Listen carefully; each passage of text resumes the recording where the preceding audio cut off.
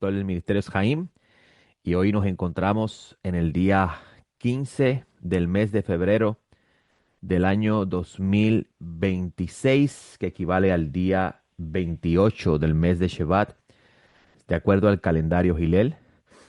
Hoy le doy gracias al Dios de Abraham, al Dios de Isaac, al Dios de Jacob, al Dios y Padre de nuestro Señor Yeshua el Mesías, porque nos ha concedido un nuevo día más, una oportunidad más para vivir, un día más para conocerle y andar en sus caminos.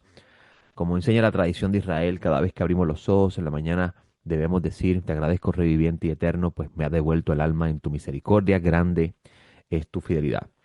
Y cierta es la bondad del Eterno, pues ¿qué es el ser humano para merecer continuar viviendo o al menos tener la oportunidad de abrir los ojos y ver un día más? Nuestro ministerio, el ministerio es Jaim, se enfoca en enseñar la Sagrada Escritura de la perspectiva hebrea, y nuestro ministerio ha tenido la oportunidad, por el regalo divino, de tener un lugar de estudio. El Centro de Estudios Hebraico El Camino del Nazareno se encuentra ubicado en la carretera 511 del barrio Real Arón en Ponce. Esto es en el kilómetro 1.8, específicamente en el centro comercial Plaza Real Arón. Allí nos reunimos todos los sábados a partir de las 9 de la mañana, donde estudiamos la Sagrada Escritura siguiendo el ciclo anual de estudios del pueblo de Israel, donde tenemos dentro de este ciclo de estudios anuales también incluimos los estudios nazarenos, los escritos nazarenos. Y en el día de ayer tuvimos la oportunidad de estudiar la sección de la Torá número 18, titulada Mishpatim. Mishpatim se encuentra en el libro de Éxodo, capítulo 21, versículo 1, al capítulo 24, versículo 16.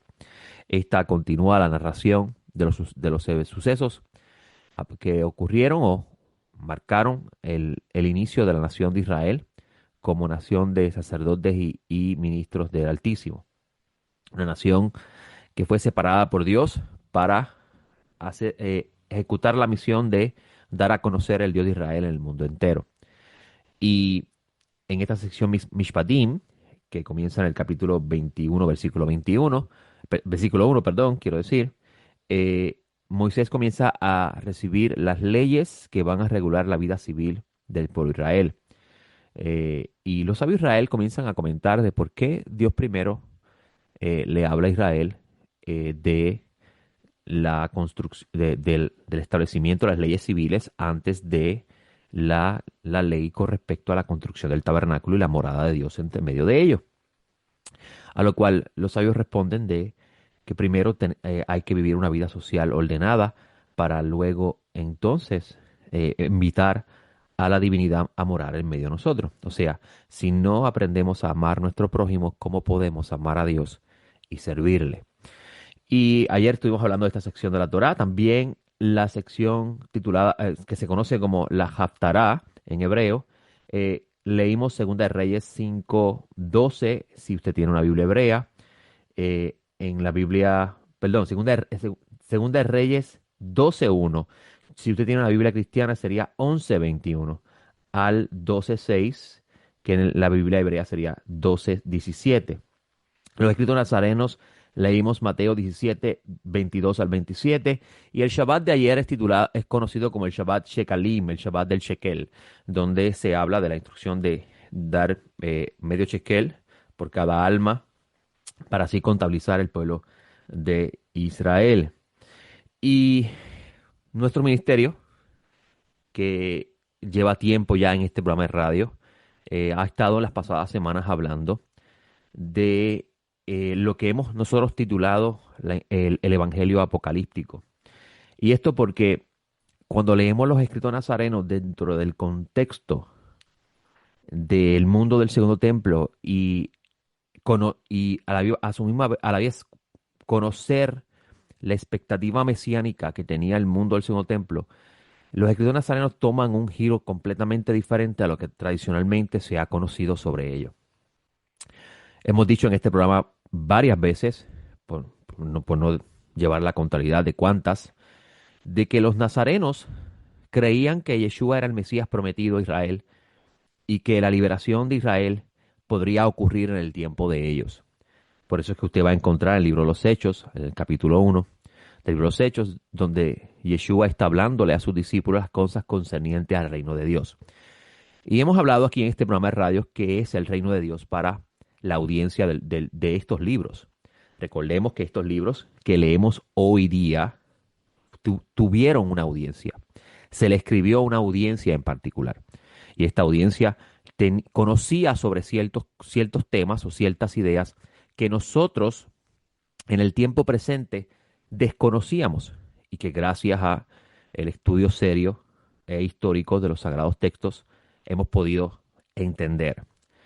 Y esto es necesario comprenderlo, tenerlo en cuenta a la hora de leer. Cuando usted lee, por ejemplo, la carta de Jacobo el Justo, sí, a ese que usted tiene en su Biblia como Santiago, cuyo nombre en hebreo era Yosef Hasadik, le llamaban el Justo porque era un hombre muy santo. Tanto así que los escritos internos de Israel hablan de cómo este hombre se le permitía accesar al menos al lugar santo del templo por el nivel de santidad que ese hombre gozaba. Era el hermano de Jesús, o sea, era el hermano de Yeshua. Y este Jacobo el Justo escribe una carta y su audiencia no es una audiencia gentil. Su audiencia tampoco es una audiencia judía de 2000 años después, sino que su audiencia es una audiencia judía del tiempo de él. Esta carta es una correspondencia a quien él envía a los que él llama a los dispersos del pueblo de Israel, a los dispersos en las diferentes regiones de Asia Menor y toda la región circundante a la tierra o a la Judea del mundo, el segundo templo. Cuando tenemos en cuenta a quién es la audiencia, la forma en que comprendemos el texto cambia completamente. Así sucede también con los evangelios y también con las cartas de Pablo.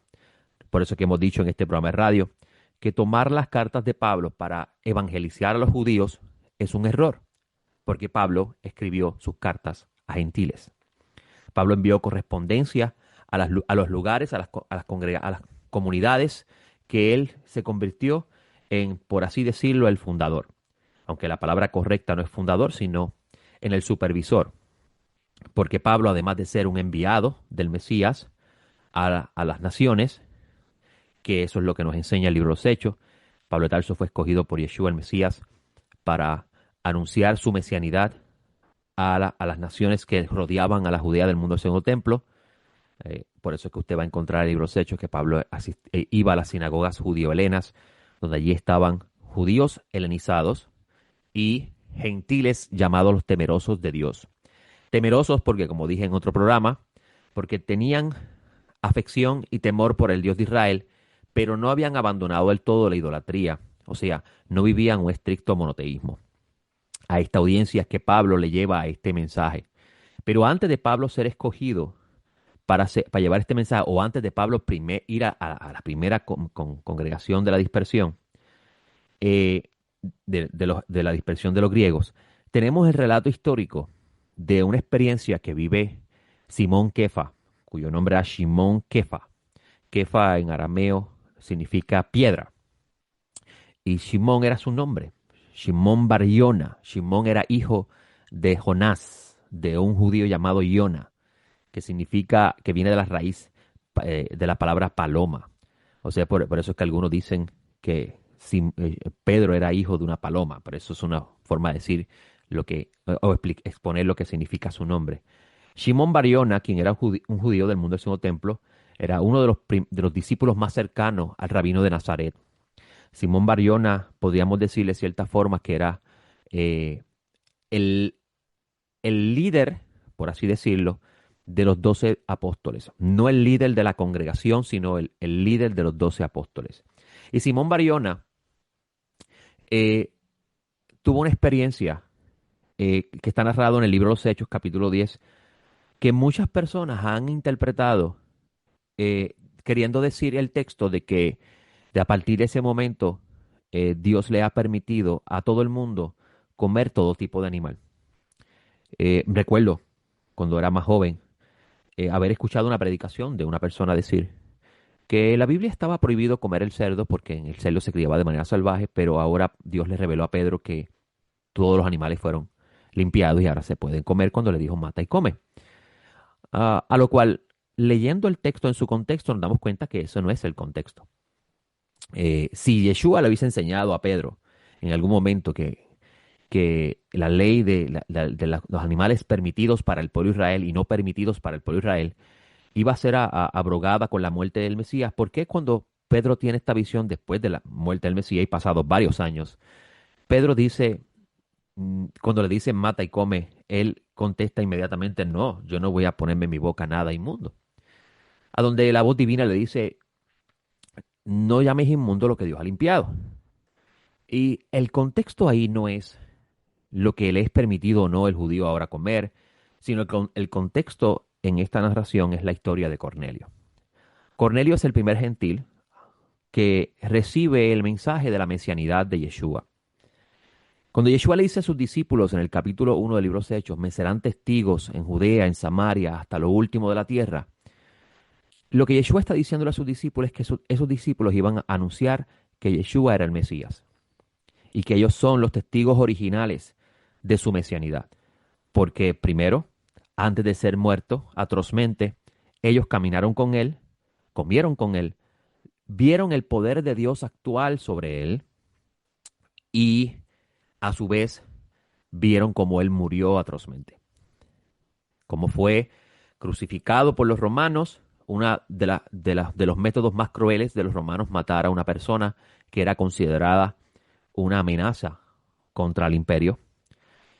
Cuando una persona era crucificada en público y la ponían en lugares altos para que todo el mundo viera a esa persona, era una forma de alentar o a dejar saber a la audiencia presente de que cualquier persona que amenazara o intentara eh, luchar contra el imperio iba a morir de la misma forma. Por eso es que se consideraba una humillación morir crucificado. Y a la misma vez, estos discípulos que tuvieron la experiencia de saber que su maestro ha muerto, eh, pudieron ver al maestro vivo. Como dice Pedro muchas veces, Dios levantó a Jesús de entre los muertos. O sea, Pedro sabe que la resurrección de Jesús no ocurrió por Jesús mismo, sino porque Dios ha levantado a su siervo el Mesías. Pedro, uno de los discípulos, está teniendo esta visión de parte de Dios con respecto a los gentiles y la participación que estos iban a tener en el plan de redención que estaba siendo anunciado en ese momento para esa audiencia y la expectativa mesiánica de ese momento. En el tiempo que Pedro vivió, estaba prohibido halágicamente el poder comer en la casa de un gentil, porque los gentiles eran considerados inmundos, y más si era un romano, quien era, podríamos decir, un enemigo de Israel. Pedro tiene esta visión, y no solamente Pedro, sino que también este hombre llamado Cornelio, quien era un centurión de Roma, también mientras oraba tuvo una visión. Lo interesante de esta figura histórica llamada Cornelio es que decía que era un hombre hasid, un hombre piadoso. Amigos, la palabra piadoso en hebreo es la palabra hasid. Y la palabra hasid se refiere a una persona que vive una vida piadosa, una vida que siempre busca hacer el bien al prójimo, una persona que siempre vive consciente de que su prójimo eh, es se merece un respeto y a la misma vez se le debe expresar amor. Eso es lo que significa un hasid. Por eso es que usted va a encontrar que Jacobo el Justo dice que el verdadero hasid es la persona que visita a los enfermos, que ayuda al pobre. O sea, es una persona que hace gesed. La palabra gesed, de donde viene hasid, es la palabra bondad. Así que un hasid es una persona que siempre hace lo bueno. Y era también conocido como un temeroso de Dios. Esto significa que esta persona tenía Yirah Hashem. Yirah Hashem, en hebreo, en español significa una persona que vive con reverencia hacia Dios. O sea, Cornelio no era un ser humano común, una persona enajenada de Dios. Cornelio era una persona que sabía sobre el Dios de Israel y también conocía las leyes universales de la piedad. No solamente esto, dice que este señor llamado Cornelio hacía sedacá. Sedaká viene de la raíz que significa hacer lo correcto. Y esta persona, cuando dice el texto que hacía limosna, significa que él estaba compartiendo con otros lo que Dios le había dado. La abundancia o la prosperidad que él gozaba, él la compartía con otros. Y dice que es al pueblo que lo hacía. Y decía, y dice también el texto que oraba continuamente, o sea, que era una persona que era dedicada a la oración. Este hombre, llamado Cornelio, es a quien se le hace referencia en la visión del lienzo que va a tener Pedro. Porque a pesar de Cornelio tener todos estos atributos, la halajá judía de ese entonces le prohibía al judío compartir con un gentil, porque el gentil era considerado una persona inmunda. Y ciertamente lo es. Si vas a la Biblia y analizas el ser humano hoy, la conducta del ser humano es impura. Hace todas las cosas que Dios llama inmundo. Pues tiene toda la razón. No nos ofendamos nosotros como gentiles porque la escritura habla así sobre los gentiles o el judío piensa así sobre los judíos, sobre los gentiles, si realmente así es que nos conducimos. Todas las cosas que la Biblia dice que son impuras e inmundas, los gentiles lo practican. Pues no es el judío que piensa así solamente, sino también el creador. Pero aunque este hombre Cornelio actuaba de esa forma, de acuerdo al decreto de las autoridades de ese momento, se le tenía prohibido a un judío visitar la casa de un gentil y compartir con él. Esto por la situación de el conflicto o el roce entre Roma y el pueblo de Israel, el judío del segundo templo. Cornelio tiene una visión mientras oraba. Interesantemente, el texto dice que la visión él la tiene a la hora novena. ¿Sabía usted, amigos, que la hora novena es conocida como la hora donde comienza la oración que se conoce como Minjá, la segunda oración del día? El pueblo de Israel ora tradicionalmente 3 veces al día. Los hombres más piadosos oran 4 veces al día porque añaden la oración llamada la oración de David o la oración del Mesías, que es la oración que se hace tarde en la noche. O sea, a la mitad de la noche, que se conoce como la oración de la medianoche. Usted va a encontrar al rabino Nazaret haciendo esa oración cuando se iba en las noches a orar. Pero tradicionalmente se ora 3 veces al día a la salida del sol, se conoce como shaharit. A partir de las 3 de la tarde se conoce como minjá. Y luego al anochecer a las 6 de la tarde en adelante se conoce como arbit. Y se añade una cuarta oración por los hombres piadosos que se conoce como la oración de David, la oración del Mesías, porque David se levantaba a medianoche a orar a Dios. Este hombre, Cornelio, estaba orando a la hora de la oración de Minjá, donde en la oración tiene una visión de un ángel que se acerca a él, que le va a anunciar de antemano que va a recibir la visita de unos hombres judíos. Entre esos hombres judíos estaría Pedro.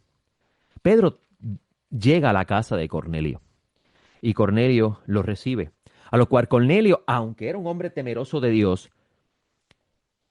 dobla rodilla delante de Pedro y Pedro le dice, levántate, pues yo también soy un hombre como tú. Esto te dice que aunque Cornelio era un hombre temeroso, su monoteísmo no era del todo estricto y no era del todo del conocimiento tal como el del pueblo de Israel.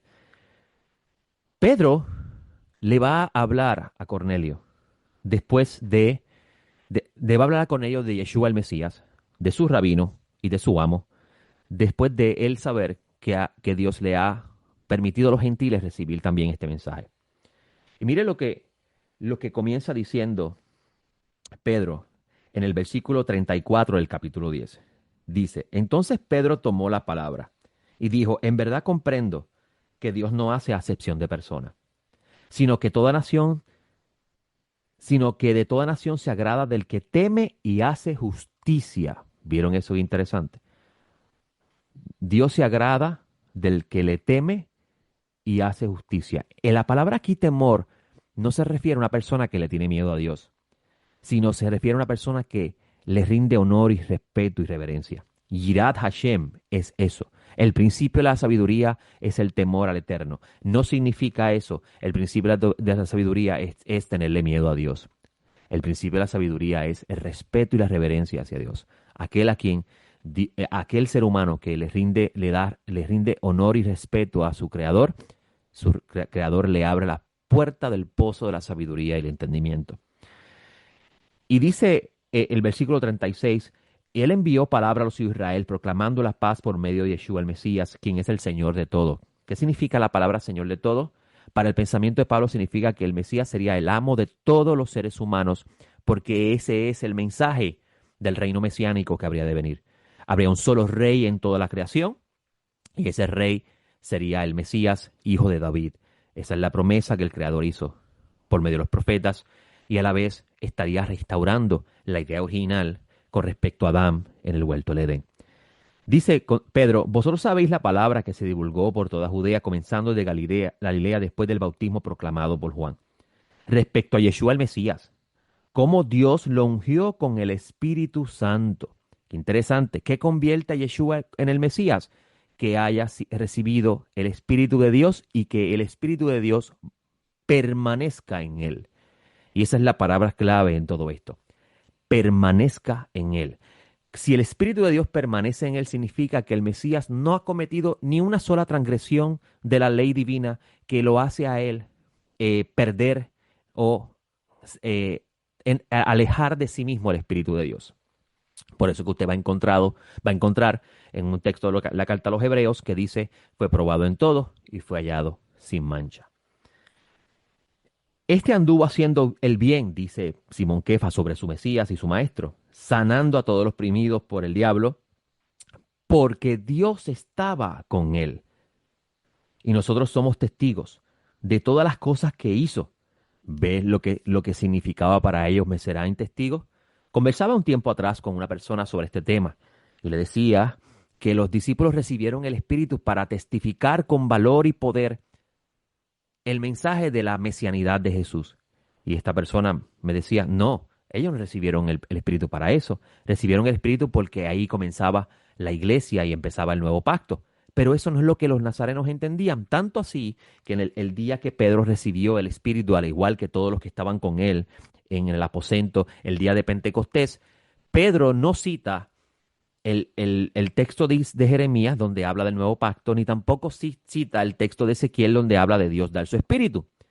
Pedro cita el texto de Joel que habla del comienzo del fin de los tiempos y que la señal de esto era el recibimiento del Espíritu para hablar y proclamar las maravillas de Dios y anunciar a su Mesías. Por eso es que Pedro, cuando dice nosotros somos testigos de él, claramente Pedro está entendiendo que cuando Yeshua le dice, ustedes me serán testigos en Judea, en Samaria, hasta lo último de la tierra, es testificar que Jesús era el hombre escogido por Dios para ser el Mesías para siempre. Y miren qué interesante el texto. Dice él, y nosotros somos testigos de todas las cosas que hizo, tanto en la región de los judíos como en Jerusalén. A este mataron colgándolo en un madero. A este levantó Dios al tercer día. Interesante. Pedro no dice que Jesús se levantó solo. A Jesús lo levantó Dios. Y le concedió hacerse visible. O sea, cada vez que Jesús se manifestaba visible ante los apóstoles, aún a a Pablo de Tarso, esto es porque Dios le concedió a su Mesías hacerlo. Y no a todo el pueblo, dice Simón Kefa, sino a algunos testigos designados de antemano por Dios. A nosotros, que comimos y bebimos con él después de que resucitó de entre los muertos. Interesante, ¿no? Le permitió hacerse visible a los que Dios escogió para esto. ¿Con qué propósito? Para que ellos pudieran luego testificar de que este es el ungido de Dios.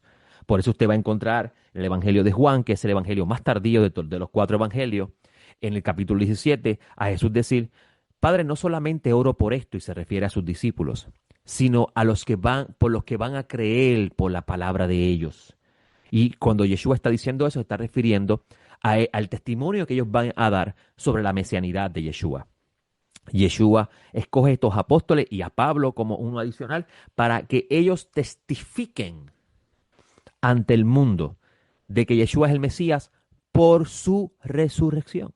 Por eso es que usted va a encontrar a Pablo en la carta escrita a la comunidad en Roma, de que la confirmación de que Jesús es el Mesías es el poder del Espíritu que operó en él en su resurrección. Si Jesús no hubiese resucitado, no era el Mesías. Eso es lo que está diciendo Pablo.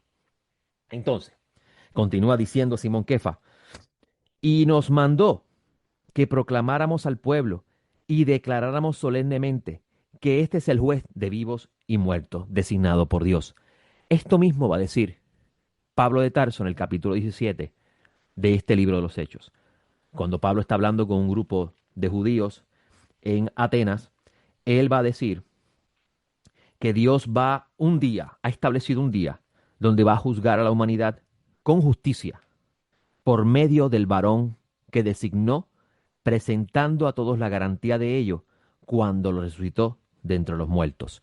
Eso mismo que está diciendo Pablo a esta audiencia de gentiles que no saben nada de Dios de Israel ni de resurrección, porque cuando Pablo habla de la resurrección, allí inmediatamente le dicen, ay Pablo, tú estás loco, resurrección, porque los gentiles no sabían nada de la resurrección.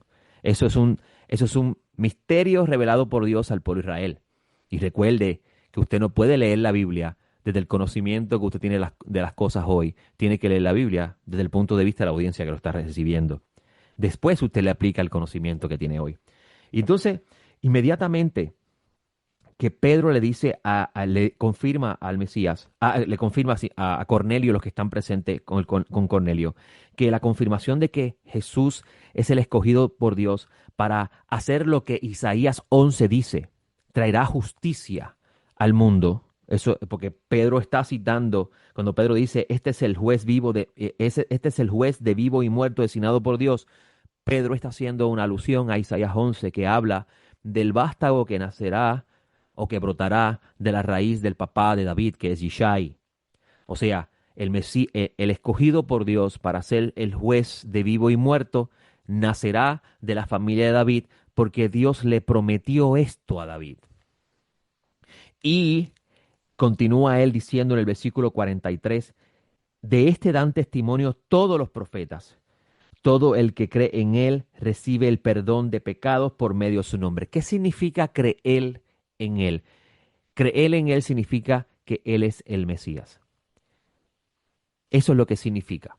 Creer que en él, en el contexto judío de Pablo, de Pedro y de Pablo, es creer que él es el Mesías. Ahora, ¿por qué creer que él es el Mesías está relacionado con el perdón de pecado? Aquí estamos ahora uniendo Isaías 11 con Isaías 53, donde el santo, bendito sea, por medio del profeta, habla que por medio de su siervo el justo, él hará justo a muchos.